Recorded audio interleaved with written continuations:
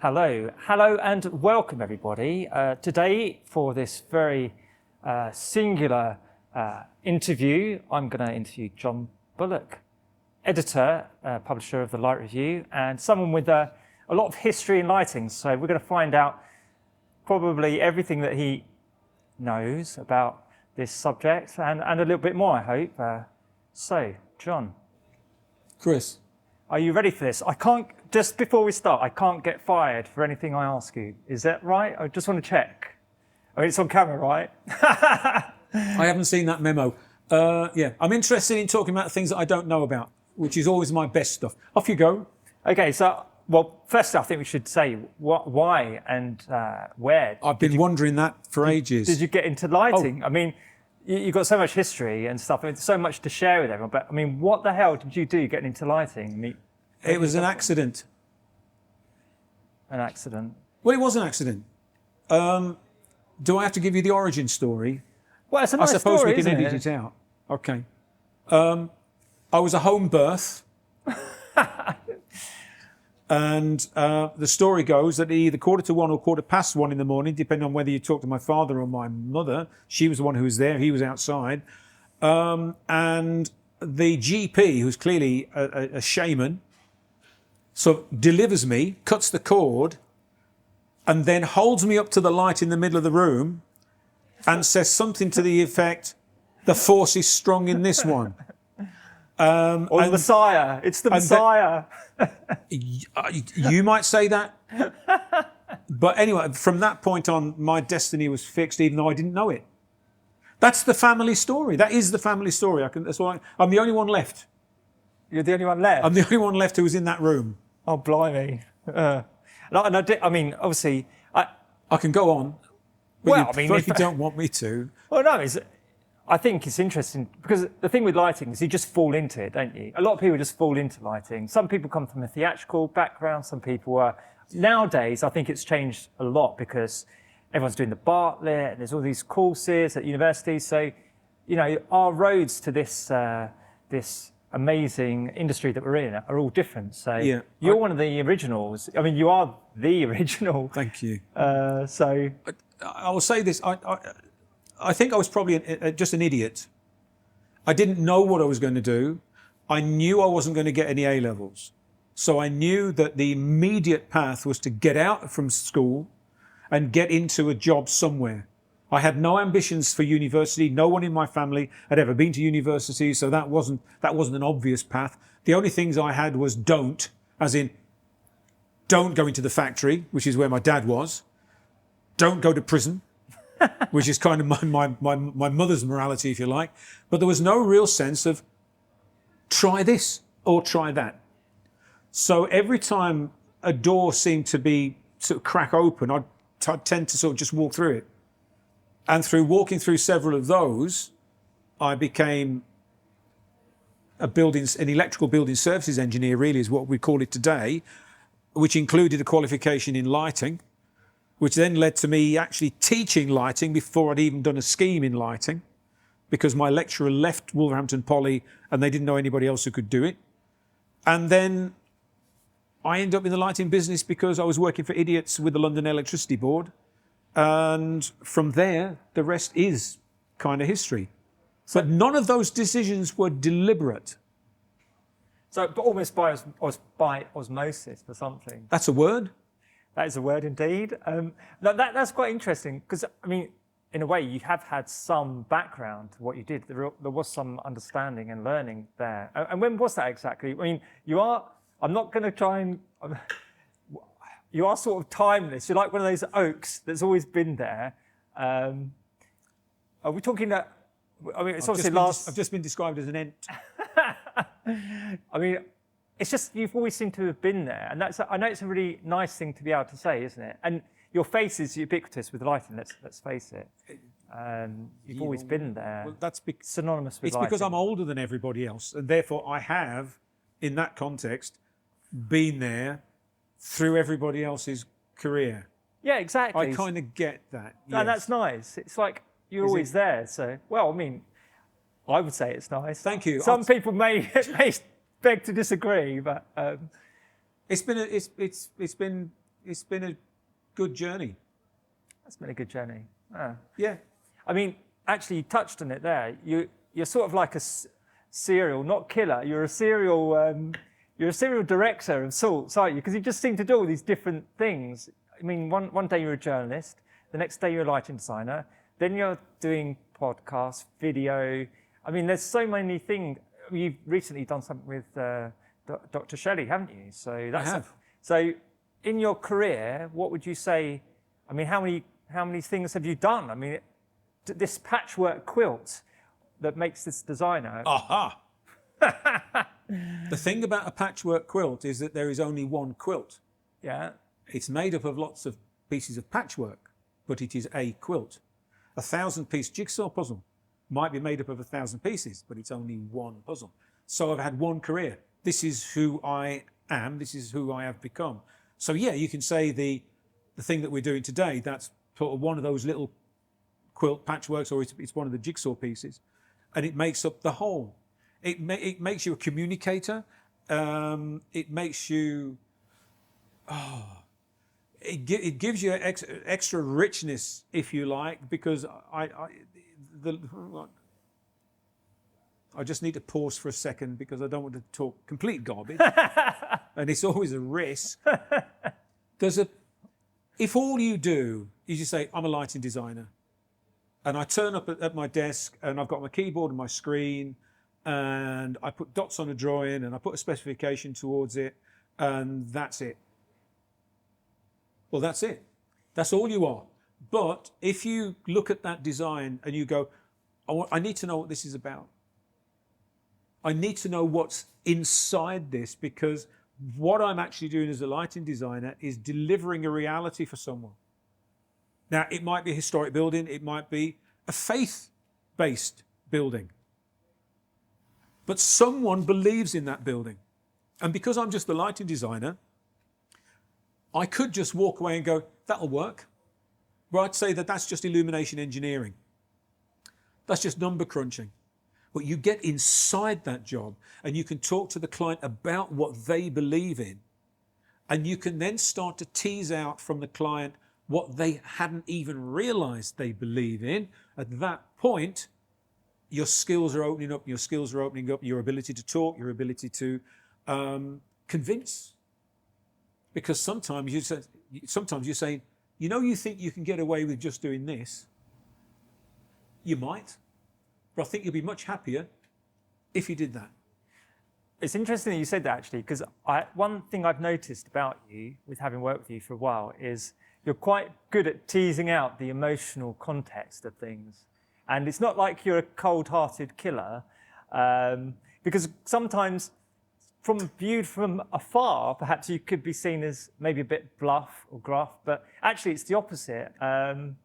So perhaps that's the underside of you, the soft underbelly, which is, you're actually quite an emotional person, aren't you? I weep easily. You weep all easily. sorts of stuff.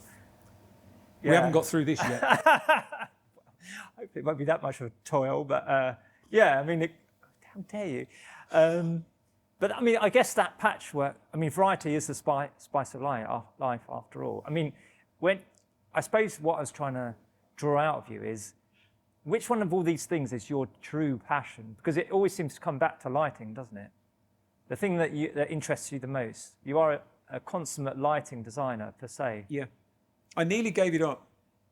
Really? Yeah. Well, I had a professional experience that I couldn't tolerate anymore. I think that's where our coincidences started. It could well be, perhaps. and that was enough really for me to say, I've had enough of this. I'm done. I'm cooked. I can't do anything more with this. And I thought I'd walked away. The problem is, it would not let me go.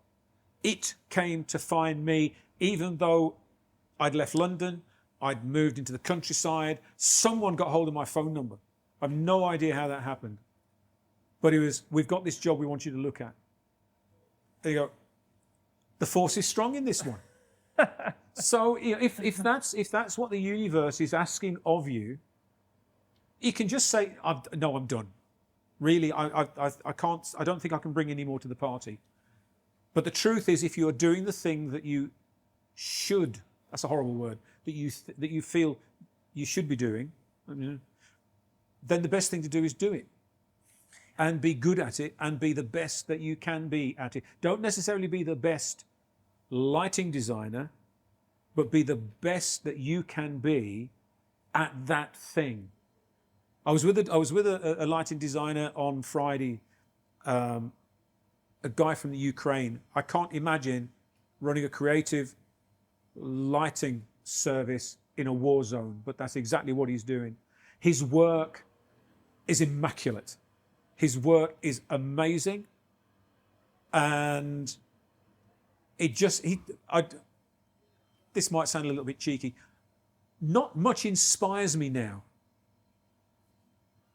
because lighting design has become so good that the standard, which started down here when back in the 80s, is now up here somewhere. So you need to see something that is quite incredible to go, I want to be able to get to that place. And Friday was one of those times when I go, I ain't finished yet. Well, thank God for that. When you talk about lighting design, what advice would you give someone who's just starting out? You've got like a plethora of experience, and things have changed so much with all these courses that have been introduced and whatnot. Where would you say people should start? Is that a too difficult question? No, it's not. No, it's not too difficult. It just sounds such an old-fashioned answer. Has my view changed? The trouble is that the market has changed. What happened for me was, I left school. I got a 5-year engineering apprenticeship, during which time I became an illumination engineer. Because I was an illumination engineer, I was the only person who knew anything about lighting at all, and therefore that opened those doors to become more creative. 10 years later, I decided, I think I've probably become a designer. That's a 15-year journey. It feels good though, doesn't it? Of course it feels good. But in order to get to that place, I had to go through several other places. Now, I believe in the Renaissance studio model, that if you have ambitions to be a great Renaissance artist, you start at the bottom with a mortar and a pestle. And you are grinding for 10 years, 20 years, the best blue you can. And then one day, the maestro says, here's a stick, here's some paint, do a bit of sky in that top corner. And so we go. And what proves you as a designer, what proves you as an artist, is the fact that you've proved that you've got the chops to do it. You've proved that a step at a time, you've been able to demonstrate that you've got that. I don't believe that you can make a designer just by giving them a degree.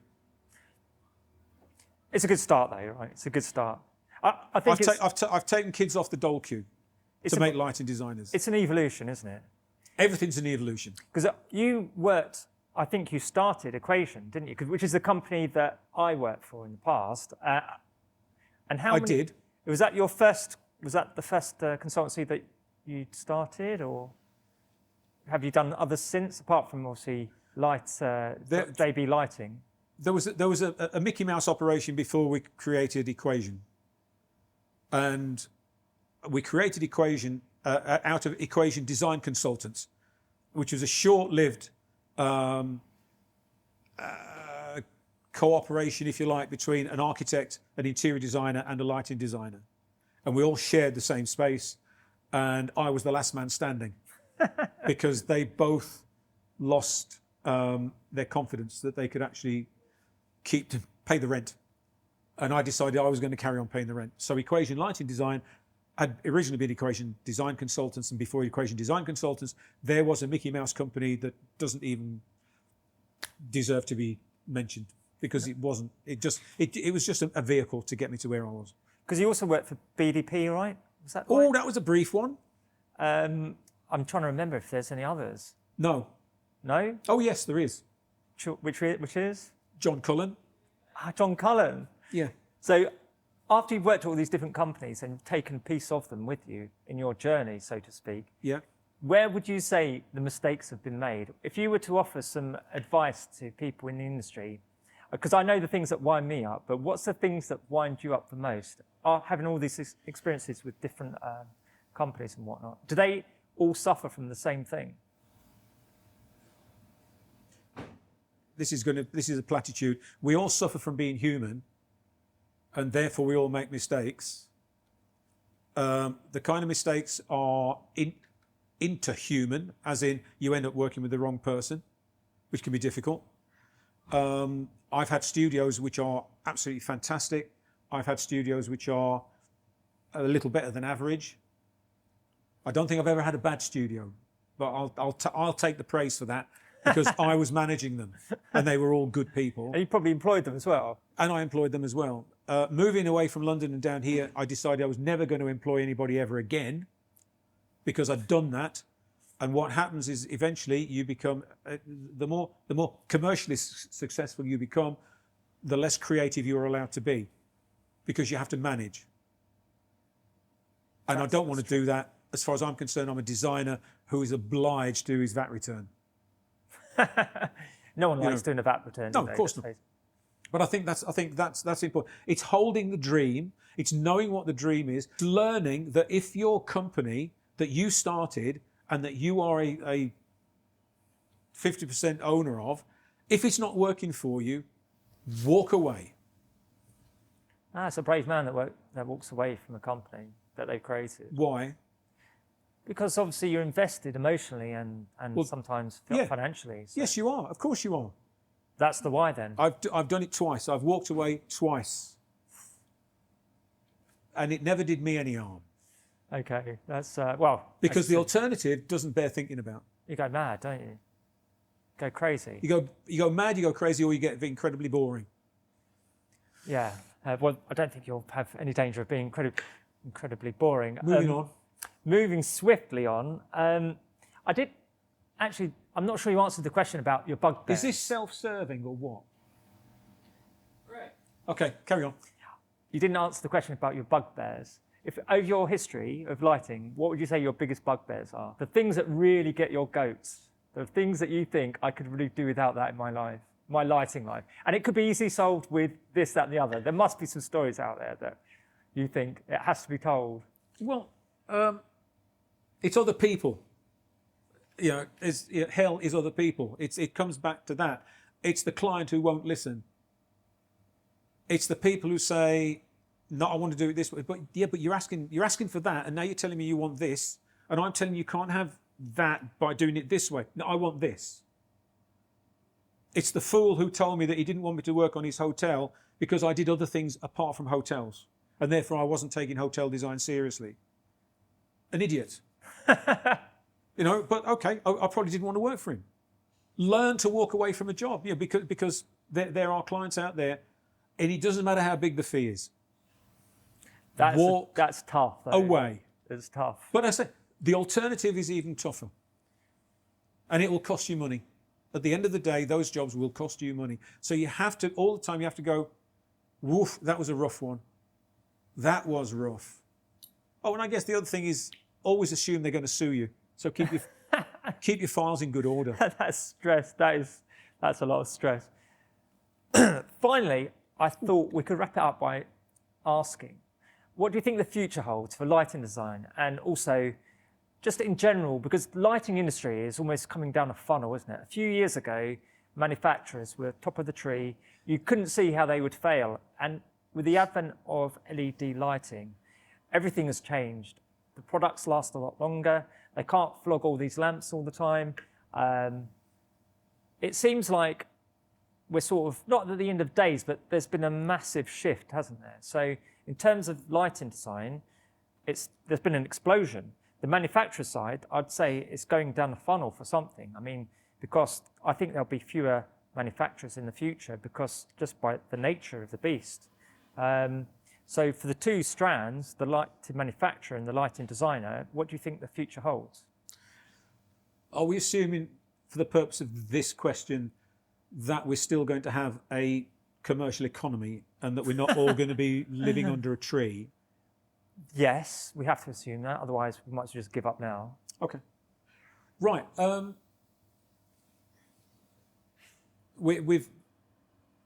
we are generally around the globe in a bad way. Global capitalism has not worked for us, is not working for us. Global capitalism sucks in resources and then holds it to itself, and then basically eats everything else. So what we need, what we as humanity needs, is a generosity of spirit that says, why don't we just do this thing properly?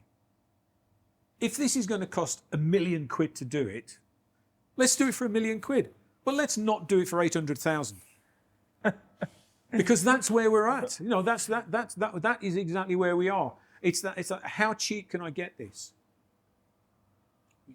Pay the going rate. That's what we need to do. It's I think we're stuffed, because I can't see how we get out of global capitalism without basically chucking the baby out with the bathwater and then taking a wrecking ball to the bathroom and then knocking the house down. And once we've done that, then we might get somewhere. But we are on a hiding to nothing. This is incredibly negative. That's quite negative, yeah. Sorry, guys. But to try and see... But revolutions happen when you don't expect them to happen. No one can see a revolution coming. If you can see it coming, it ain't a revolution.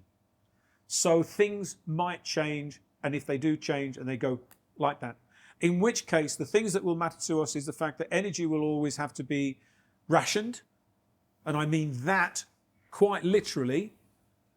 So we can stop all this arsing around with throwing light into the sky and overlighting things and doing things that aren't necessary. This will be about creating beauty and elegance out of nothing. And that's what we have to do. And the manufacturers will come along with us, or they won't. We've got too many manufacturers. Yeah, that is unfortunately true for something. I